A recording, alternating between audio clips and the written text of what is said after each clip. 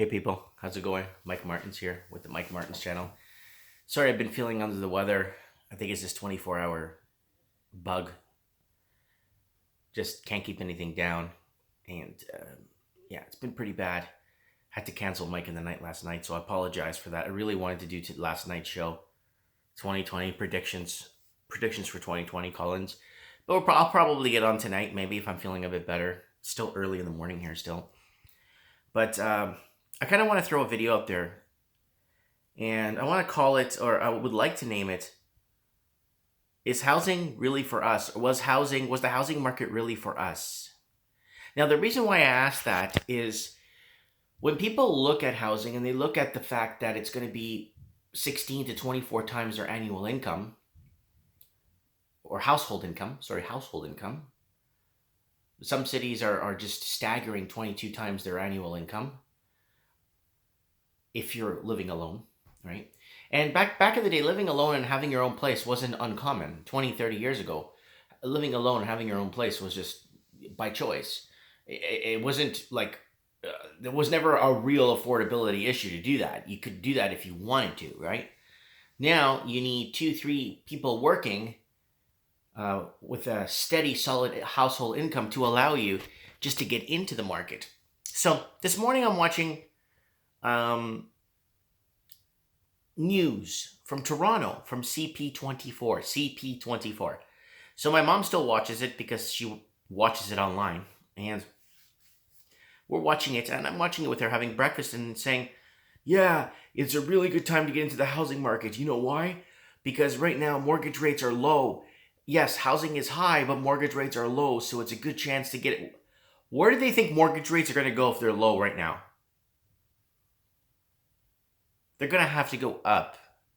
But now, here's the deal. Business 101. Let's go back to Business 101. Nothing, and I'm going to repeat myself, nothing is going by the book. We have not left our markets on autopilot. We've been tinkering and manipulating and spoofing, whether it's with interest rates, and then we've been inventing products like first-time home buyers loans. If you can't afford to buy, you need to apply for a first-time home buyer loan. What does that tell you? It should speak volumes. And then you have the whole interest-only mortgages sign here. 100% loan to value, 0 down. This is dangerous territory we're getting. And it's the entire Commonwealth. New Zealand's been dealing with this for years. So has Australia, Canada, and the United Kingdom. Right? And Western United States. The western part of the United States. All the way from Washington, all the way down to San Diego, California. Have been suffering with this plague of affordability, and then not only affordability, and then the cost of living, right? Now, let me get to my point here. Now, people that own, or people that own, struggled and fought to get into the markets, right? Pretty much sacrificed their entire lives just to get into a housing market, which 20, 30 years ago wasn't much to do because wages were kind of in sync with housing, right? Wages were kind of in sync with rent because then people just won't afford to live, right? Okay, so what happened? Well, now the people that bought in, or the people that do own, let's say you bought in 10 years ago and you do own, right? You're okay. If you didn't tap into your equity, you're doing great actually. But there's a tiny problem now.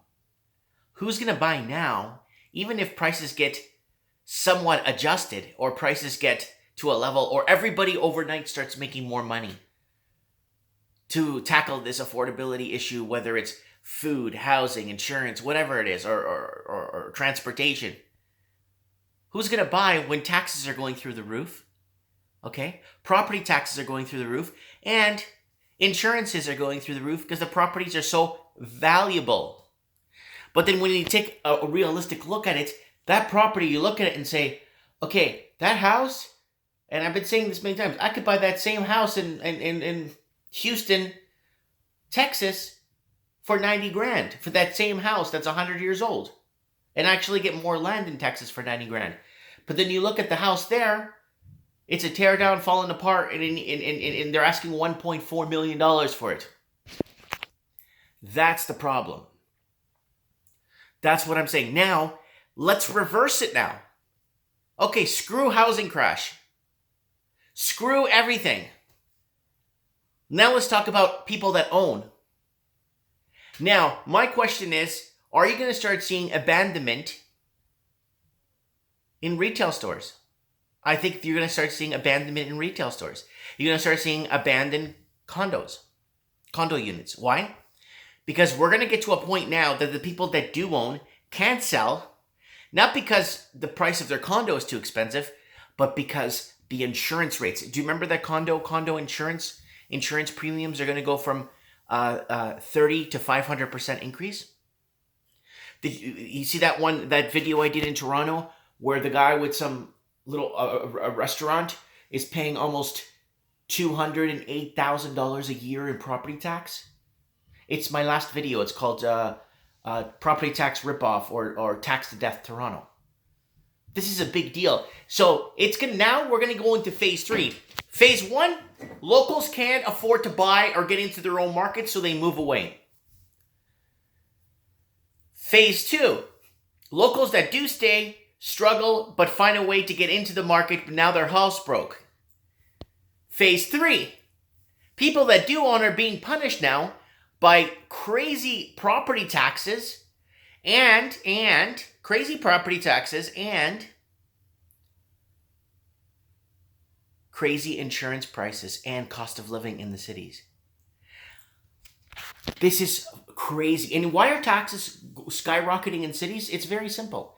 Taxes are skyrocketing in cities because the people, the Canadian proper or the Australian proper or the New Zealand proper, that were the UK proper, that were actually investing into the infrastructure, that actually worked in the cities, right?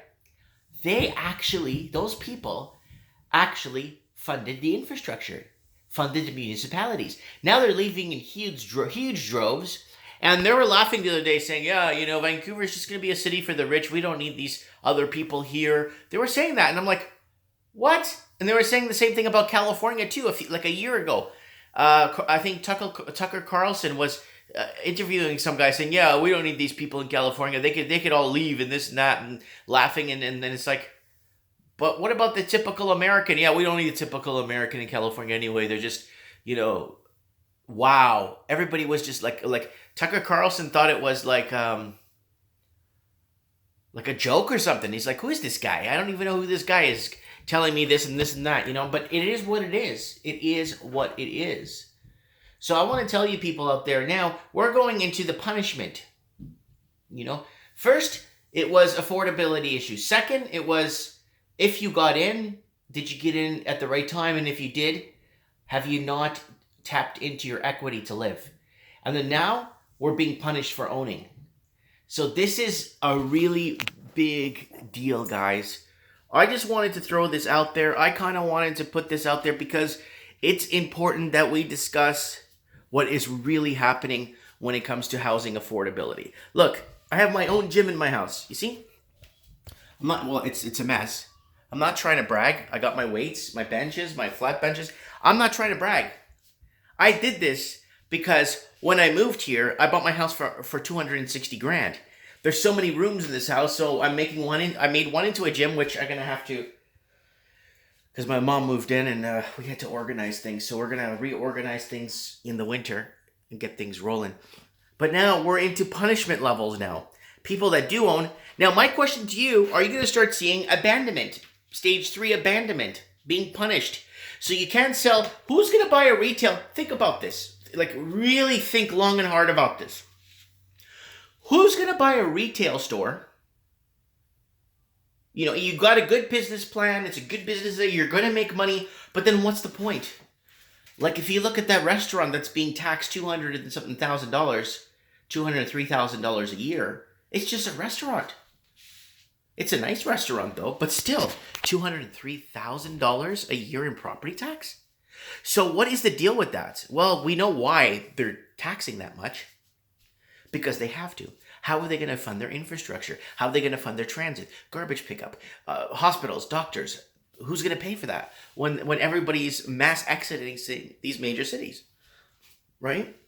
So when people said to me, "Oh, Mike, you moved to a small town. Where are you going to go to the gym? There's no gyms." Well, we have a gym in town.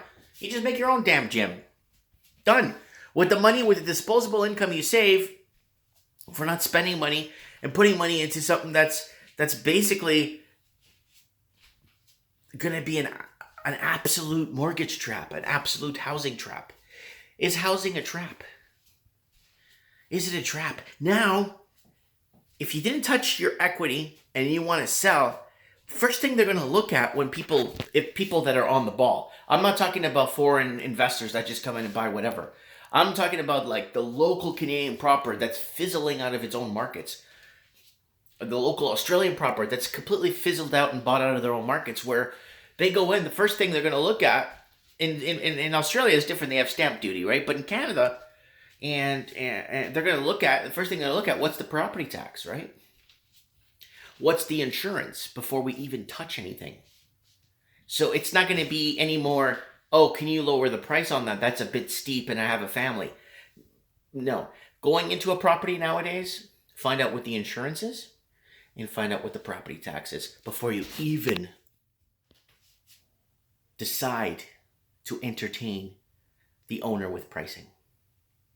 Let me know what you guys think. Comment below. Mike Martins here. Punishment. We're being punished. The housing trap. It's a punishment. It's almost like... So, now, let me get back to, are we going to see abandonment? Are we going to see condo abandonment?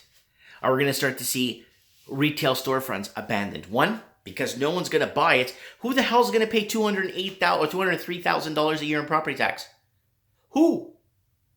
Come on, wake up, folks. I asked somebody in town the other day, somebody that's in the city council. I asked them, how much do you think, downtown Toronto, a store, property taxes per year? He said, I don't know, maybe maybe $5,000 a year. Well, this guy's paying $203,000 a year. He looked, he's like, oh, wow. And if you can make that much, money, why would you give it to your ghetto? Why would you give it to your municipal government anyway? It's not like they're stopping the crime and the break-ins and the auto break-ins outside. Comment below. I need to know what you guys think. Are we going to start seeing abandonments? They can't sell it because no one's going to pay that much for it. Even if they sell it at a loss, who's going to pay $203,000 a year for property tax? Comment below. Let me know. Thanks for watching.